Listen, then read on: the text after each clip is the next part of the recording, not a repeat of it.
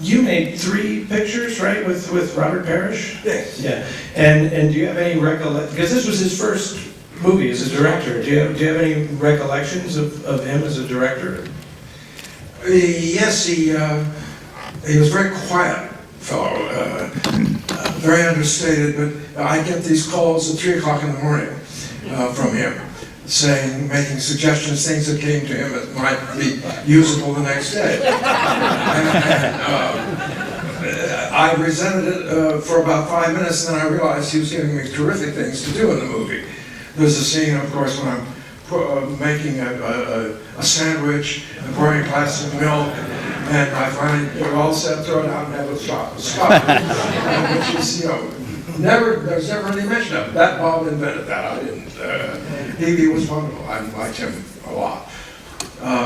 Jay Adler, of course, is another horror.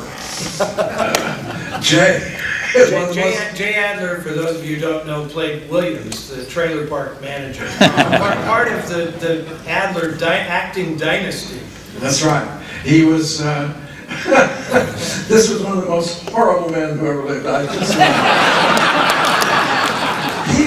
When he was 14 years old, he was such a terror to his family that they put him in a military academy. Now, it's the wrong thing to do to him because he lived there in the academy for, I think, 3 weeks, and then he left, but he burned it to the ground. Actually burned the place down. Oh, he was somebody. Bauer's, on the other hand, of course, usually festivals and moments like this, or the John Wayne Festival, or the Bette Davis Festival. So this is really kind of Bill Bauer's time around here. And if I can, I want to tell one little story about Bauer's. We were friends. He was drunk. I was and still am. I just came from Russo's across the street.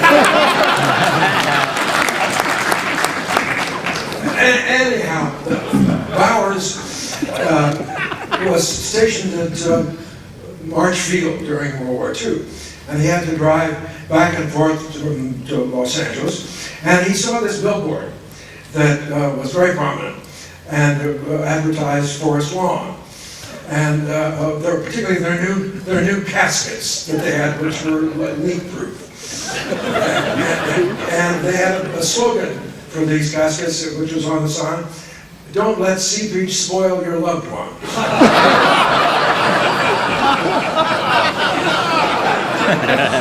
Well, understandably, this bothered Bowers. And as he went back and back, finally he got on the phone, he called Forest Lawn. And this sepulchral voice said, "Forest Lawn." And he said, "Hi, my name's Bill." And the man said, "Yes, what can I do for you?" He said, I want to arrange for a crib." They said, "Well, really?" And he said, yes. He said, "And I want it under that tree out there just by the entrance." And the Forest Lawn fellow said, "Well, that's for very famous people." And Bill said, "Well, also, I'd like lots and lots of sea beach."